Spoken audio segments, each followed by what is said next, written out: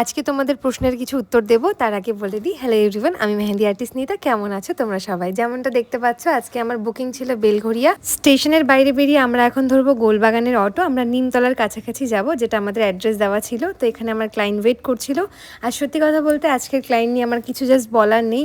খুব মিষ্টি একটা মেয়ে, তোমরা সেটা দেখলেই বুঝতে পারবে। তো যেতে যেতেই আমাদের ব্রেকফাস্ট ধরিয়ে দেওয়া হয়েছিল। তো ঝটপট ব্রেকফাস্ট সেরে আমরা কাজে বসে যাই। আর দুটো হাতে আমি স্টার্ট আপ এঁকেছি, তোমরা দেখতে পাচ্ছ। তো আজকে যেই ধরনের স্টার্ট আপটা আমি করতে চলেছি, আমার মনে হয়েছে যদি একটা হ্যান্ড আমি কমপ্লিট করে নিই তো অপোজিট হ্যান্ডে কাজ করতে বা আমার মেজারমেন্ট নিতে অসুবিধে হতে পারে, যার কারণে আমি দুটো হাতে আগে মেজারমেন্টে হালকা ড্র করে নিয়েছিলাম। তো তারপরে নর্মালি যেমনভাবে কাজ করা যায় আর কি, সেভাবেই কাজ করছিলাম স্টেপ বাই স্টেপ। আর এই ফটো আমি পোস্ট করেছিলাম, যেখানে তোমরা প্রচুর পছন্দ করেছো ফটোটা। যাই হোক, এবার বলি আমার ব্রাইড যেটা ডিমান্ড করেছিল সেটা আমি করতে পেরেছি কিনা। তো আসলে আমাকে একটা ছবি দেখায়, আমারই করা সেটা কাজ।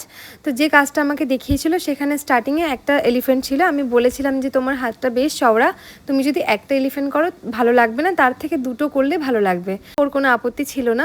অনেকে থাকে যে না আমি এটা পছন্দ করেছি মানে এটা করে দিতেই হবে।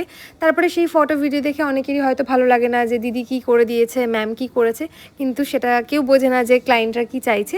তো যাই হোক, ও ভীষণ কোঅপারেট করেছে। আর সত্যি কথা বলতে ও এত শান্ত, এত ভালোভাবে বসেছিল, জাস্ট আমার কিছু বলার নেই।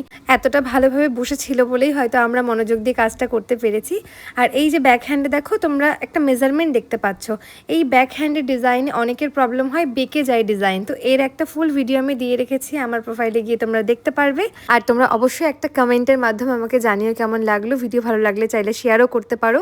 আর আরেকটা কথা না বলে পারছি না, আমাদের ব্রাইড আজকে ভীষণ ভালো, তার প্রত্যেকটা ফ্যামিলি মেম্বার ভালো, আমাদের ভীষণ যত্ন নিয়েছে।